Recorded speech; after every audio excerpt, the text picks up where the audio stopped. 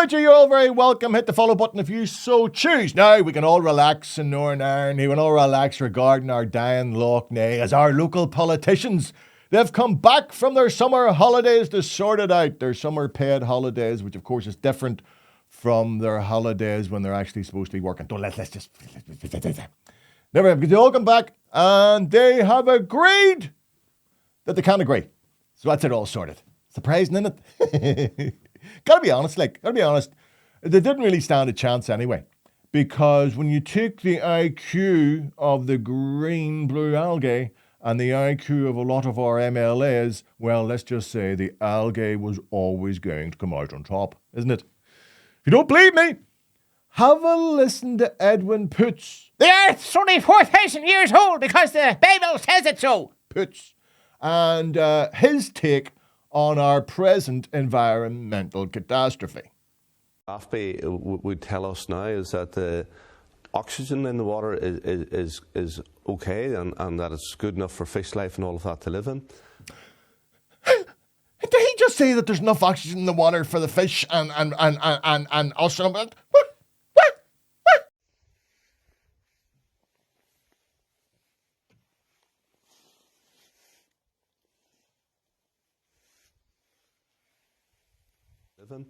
But that the zebra mussels have cleaned so much of the material that would be at the top of the loch that the sunlight that is penetrating the loch is causing the blue-green algae. He called it algae. He called it algae. He pronounced it algae, not algae. That must be a different sort of algae. You know, that must be a new, more vicious. It's the algebra version of green-blue algae. Terrifying. How we overcome it, because these zebra mussels are an invasive species. They came from Russia, Ukraine. Back then, they come on the bottom of boats, and once you get in, you can't get rid of them. And therefore, this may be a recurring problem. I'm not sure whether there's a scientific solution to it. See, when he was talking about invasive species, you could see his eyes. I could see his eyes going. He was fighting hard, wasn't he? He was fighting. He said it was coming from the Ukraine, but you knew you really wanted to say, it's all from the south. It's from the south of Ireland. The Republic has poisoned our loch with their green scum. Green scum. I wasn't really surprised when Edwin said that he didn't believe there was a scientific solution to it, because science and Edwin, well, they really have never really, no. See, if Edwin Poots was caught in an earthquake, I promise you, and he was asked what happened, I think the Lord just gave the earth a wee shake. The earth was shaken by the Lord.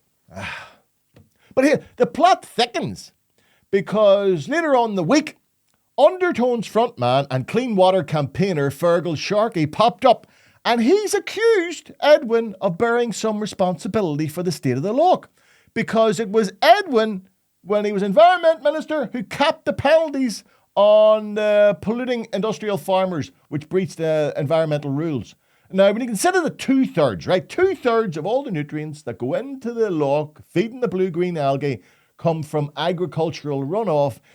Bit of a strange decision, wasn't it?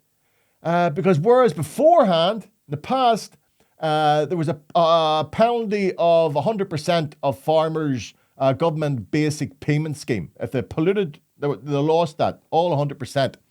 Edwin capped that at 15%. He's brought that down to 15%. And he's defended his decision, saying, and I quote, "The new regime means these repeated, right, negligent penalties will be capped at 15%. Okay? This is a much fairer approach to our hard-working farmers." And this is the best bit. "This is only possible because we've left the European Union and we can now make decisions to suit local needs." Local needs must mean pumping shite into Lough Neagh.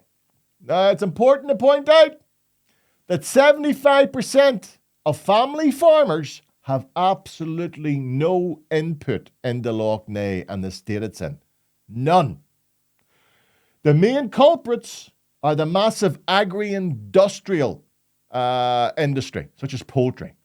So surprise, surprise, it's big business and not ordinary farmers who are helped by the Poots cap. Strange that, isn't it? I have been a bit hard now, Edwin Poots, and I can't agree with Fergal Sharkey regarding him being solely responsible for the present state of the Lough. For while our MLAs can't agree on what to do to remedy the problem, they all had their fingerprints on the probable cause of the problem. If you look back, you'll see that Friends of the Earth NI Director James Orr pointed out that the push to increase the agri-industrial farming around the Lough was called going for growth. Well, that actually happened during Sinn Féin's Michelle O'Neill's term as Agriculture Minister in 2013.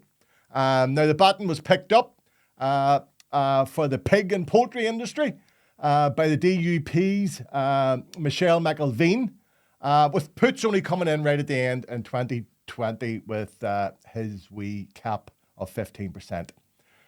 So we can say that our MLAs did manage to agree on one thing: going for growth. With that growth happening to be green boo algae, or algae, as Edwin would say, which may possibly destroy one of the main sources of drinking water in Northern Ireland. Now, taking that into account and thinking back not that long ago to RHI and Red Sky and all the other disasters, I've come to the somewhat perverse conclusion. You know what? We're probably better keeping our politicians on permanent paid holiday, as that way they'll do less harm. That's all, folks.